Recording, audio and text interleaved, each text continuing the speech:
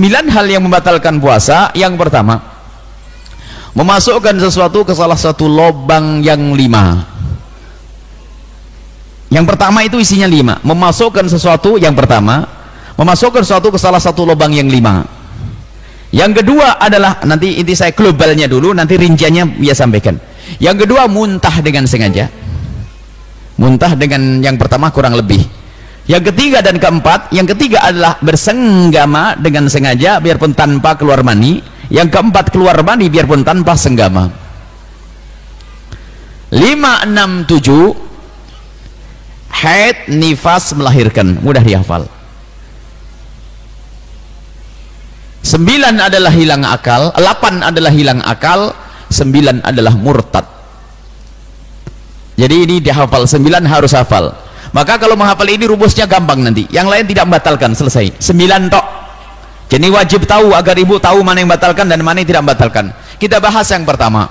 Yang pertama adalah memasukkan sesuatu ke salah satu lubang yang 5. Memasukkan dengan sengaja. Kalau nggak sengaja nggak batal. Lupa makan, 1 piring baru sadar, ya Allah saya puasa, rezeki. Jadi yang pertama adalah memasukkan sesuatu dengan sengaja ke lubang yang lubang mulut, lubang hidung, lubang telinga, mohon maaf, lubang buang air kecil dan lubang buang air besar.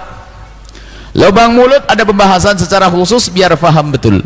Yang dimaksud membatalkan puasa memasukkan sesuatu ke lubang mulut adalah nelen, sampai nelen. Faham nelen? Jadi Buya kadang-kadang memberikan contoh yang ekstrim, contoh yang mengagetkan biar orang nggak lupa-lupa. Contoh, kalau ibu di siang hari rupanya ada dedeknya yang kecil makan es krim, ya nggak habis nih. Tatonya sama ibu dimasukkan ke mulut, batal nggak puasanya?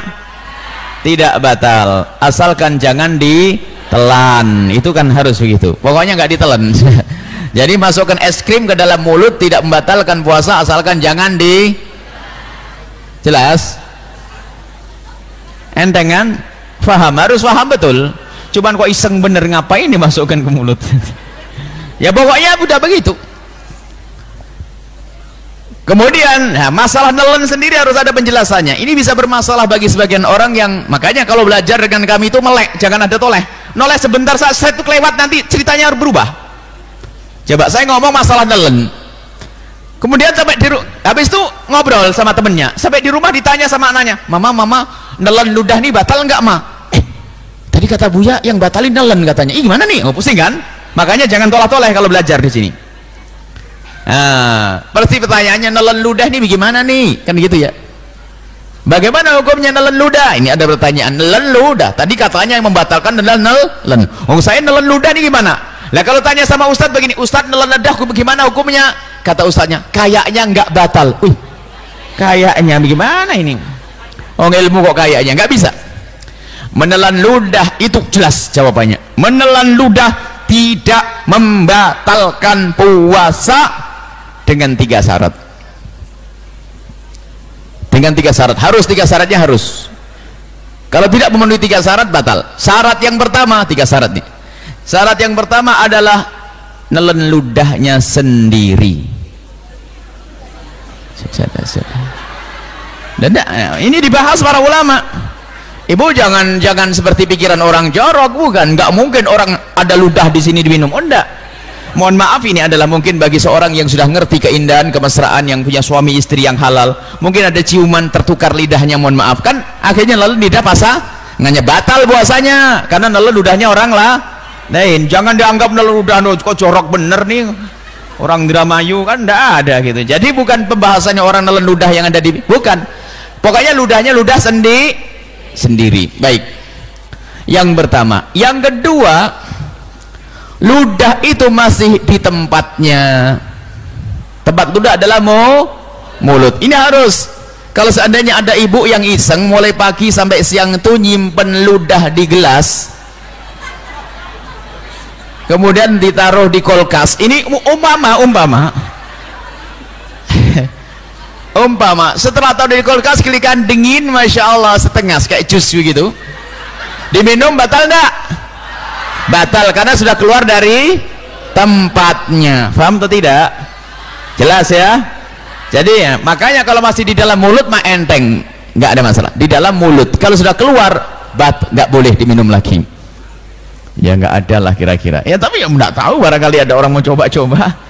Baik, yang ketiga syaratnya ada darah masih murni asli, belum campur es krim, belum campur gula, belum campur permen, belum campur kopi, belum campur teh. Paham enggak?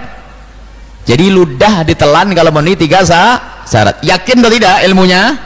Jelas. Darah ludahnya sendiri, ludah masih di tempatnya, dan ludah masih murni. Selesai. Bahkan para ulama itu saking takutnya orang itu salah paham, di dalam kitab fikih disebutkan lo jama ariqahu ala famihi. Kalau seandainya ada orang mengumpulkan ludah di dalam mulutnya, mohon maaf ini contoh jorok, akan tapi kenyataannya ulama ngomong begitu. Kalau seandainya ada orang mengumpulkan ludah di dalam mulutnya sampai begini, kemudian ditelan, batal enggak? Batal enggak? Batal.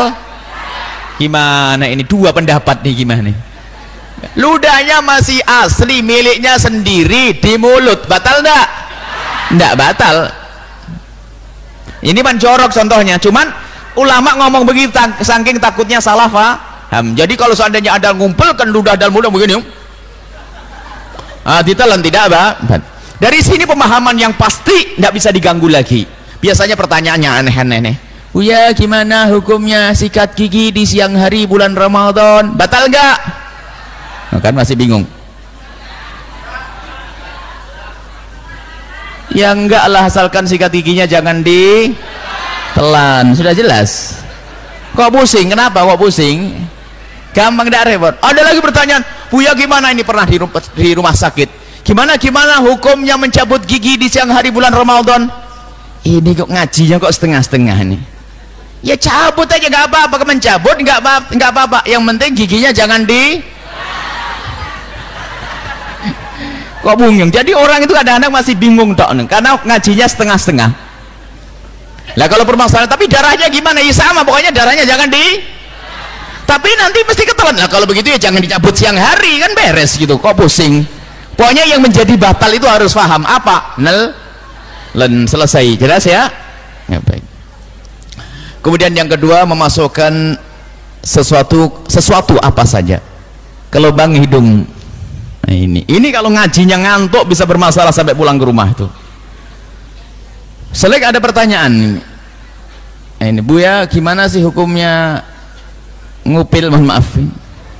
Ini gara-gara nggak paham tadi, mesti pusing ini. Karena omongannya Ustadz adalah memasukkan suatu ke lubang hidung membatalkan puasa. Waduh, kacau ini. Hobi saya tidak tersalurkan. Ada ngomong gitu katanya.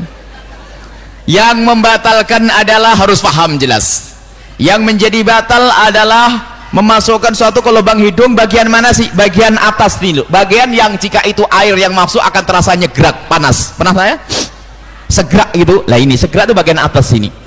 Kalau bukan bagian, tidak sampai bagian atas, masih bagian bawah di sini, maka itu tidak membatalkan puasa.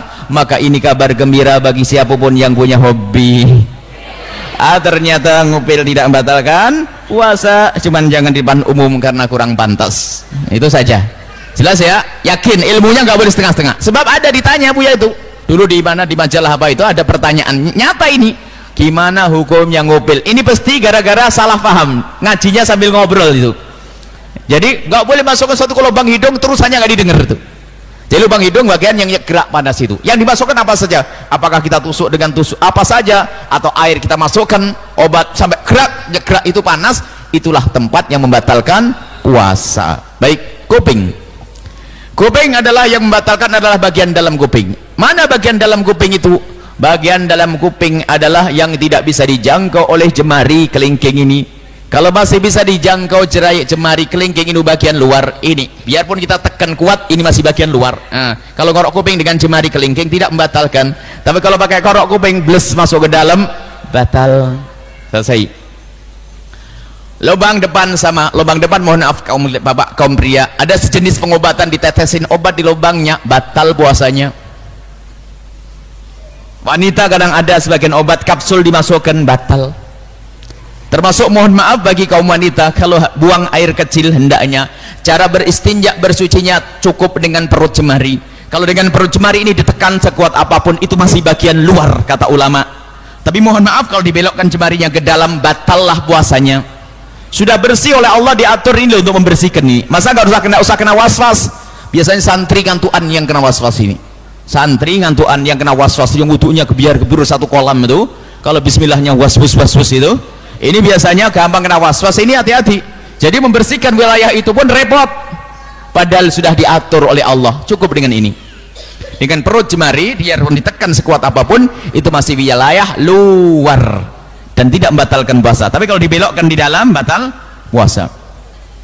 Baik tangannya sendiri atau tangannya orang lain. Mohon maaf, misalnya suaminya. Suaminya adalah mungkin iseng menyentuh wilayah tersebut, kalau jemarinya masuk, batal. Harus paham ini. Untuk kaum pria wanita, untuk lubang belakang sama. Tetap cara membersihkannya dengan jemari ini. Kalau dengan perut jemari. Kalau jemarinya dimasukkan, batal, selesai. 5. Mulut, hidung, telinga, buang air kecil, tempat buang air besar, selesai. Biasanya ada pertanyaan, gimana Bu ya hukumnya suntik? Batal enggak suntik? Hah?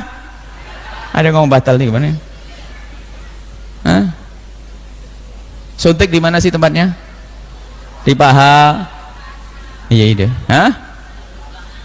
Ya sudah, kalau tempatnya di paha, kita ngomong 5 lubang. 5 lubang jelas kan? Mana?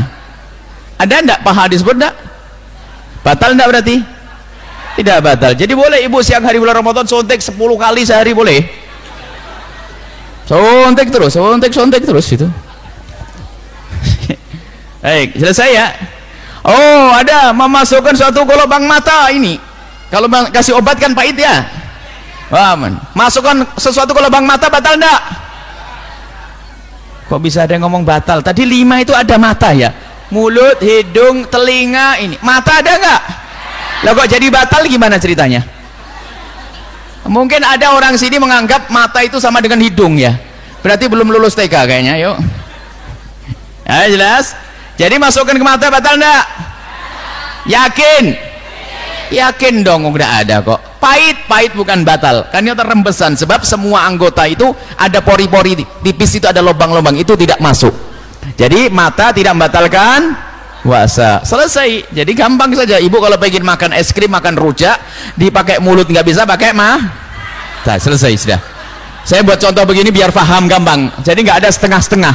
Mau belajar kok setengah-setengah jadi repot nanti. Jelas ya? Baik. Yang membatalkan puasa yang kedua, muntah dengan sengaja.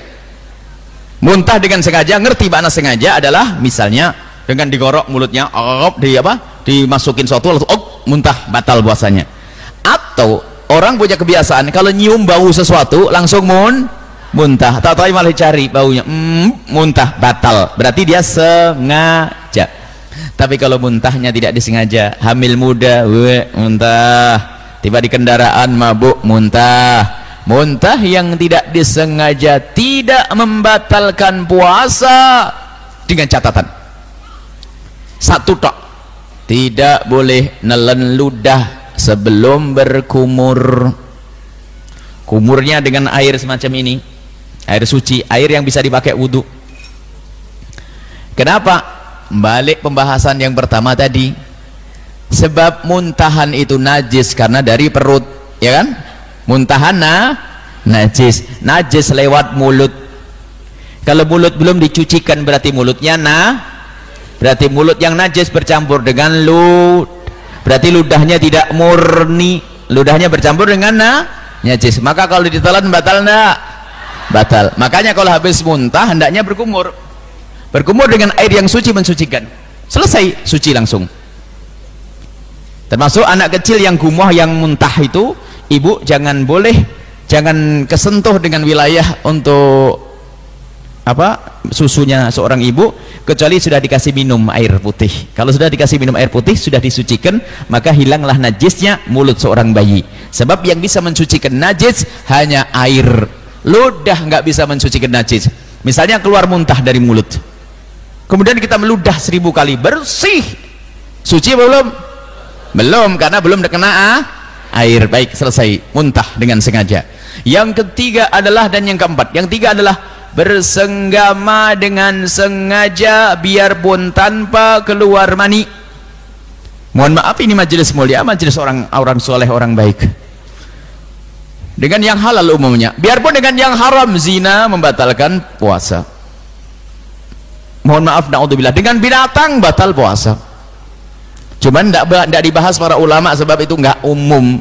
Menurut orang soleh, orang baik, nggak ada orang zina nggak dibahas. Zina membatalkan. Jadi memasuk ke sesuatu. Jadi bersenggama biarpun tanpa keluar mani. Misalnya baru masuk kemudian keluar, tidak sampai puas, batal puasanya. Dan mana ukurannya membatalkan bagi kaum pria? Bagi kaum pria akan dianggap puasanya batal jika, mohon maaf ini majelis mulia, jika kepala kemaluan itu sudah tenggelam di wilayah tersebut. Kalau bagi wanita tidak harus kepala kemaluan itu tenggelam, yang penting bagiannya sudah kemasukan sesuatu, batal lah, masuk bab yang pertama tadi. Jadi bersenggama biarpun tanpa keluar mani belum puas adalah membatalkan puasa, selesai, gak usah dibahas panjang lebar. Ada sebagian orang tidak paham, senggama yang penting tidak puas tidak batal. Oh enggak, bersenggama biarpun tidak puas, tidak sampai keluar mani, batal puasanya. Dan ini dosa gede dan pelanggaran besar, ada hukumannya kafarah.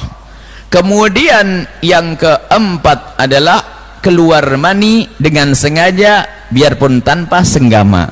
Misalnya mencumbu istrinya sampai keluar mani, atau naudzubillah ya, misalnya dengan tangan atau apa saja, yang penting dengan sengaja. Tapi kalau ada orang mimpi basah di siang hari lagi tertidur kok mimpi keluar mani, maka tidak batal karena keluar mani tidak dengan sengaja. Selesai, mudah, rincian setelahnya enteng. Haid membatalkan puasa, nifas batalkan puasa. Ada ibu yang rajin puasa, taunya jam 5 sore sudah waktunya buka sebentar lagi, keluar darah, haid, batal. Yang batal hanya puasanya tok bu, pahalanya nggak batal. Nggak usah ngedumel, nggak usah rame, aduh, nggak usah adu-adu bu, malah ejek aja suami, maaf bang ya, buka saya duluan bang. Loh kenapa kamu? Tenang aja, no, suaminya ngamuk-ngamuk, tatanya apa? Ibunya haid duluan ya kan. Jadi haid membatalkan puasa, paham tidak? Jelas. Nifas membatalkan puasa, melahirkan membatalkan jelas. Ada ibu sudah hamil tua itu masya Allah rajin puasa karena nggak pengen putus Ramadannya, puasa jam 4 sore melahirkan, batal lah puasanya. Selesai. Sudah dapat berapa? 7. 1, 2, 3, 4, 5, 6 tuh 7, 8 hilang akal. Hilang akal itu ada 3 macam, hukumnya berbeda-beda. Tingkatan hilang akal yang pertama adalah gila, yang kedua adalah pingsan, termasuk di dalamnya ayan, pingsan. Yang ketiga adalah tidur itu hilang akal. Cuman hukumnya beda-beda ibu, tolong dicermati. Yang pertama adalah gila. Orang gila batal puasanya biarpun gilanya sebentar sekali. Lagi ngomong ini tiba-tiba gila, ya sudah, apanya gila beneran, bukan gila duit, bukan gila, batal puasa, jelas ya, orang gila. Maka orang gila di siang hari kok tiba-tiba batal atau tiba-tiba gila biarpun sebentar, batallah puasanya. Tapi kalau orang pingsan beda, kebalikannya. Orang pingsan tidak akan batal puasanya kecuali pingsannya sehari penuh. Kalau pingsannya sehari penuh baru batal. Misal habis makan sahur itu kekenyangan, pingsan, bangun-bangun isya, puasanya sah tidak? Tidak sah. Karena apa?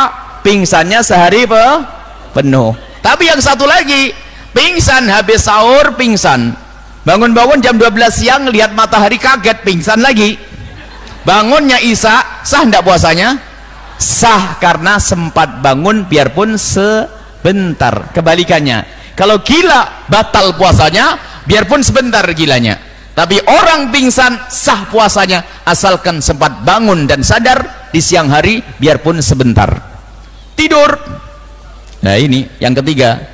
Tidur adalah biarpun sehari penuh tidur, habis sahur tidur, bangun-bangun isya, tidurnya kerbo katanya.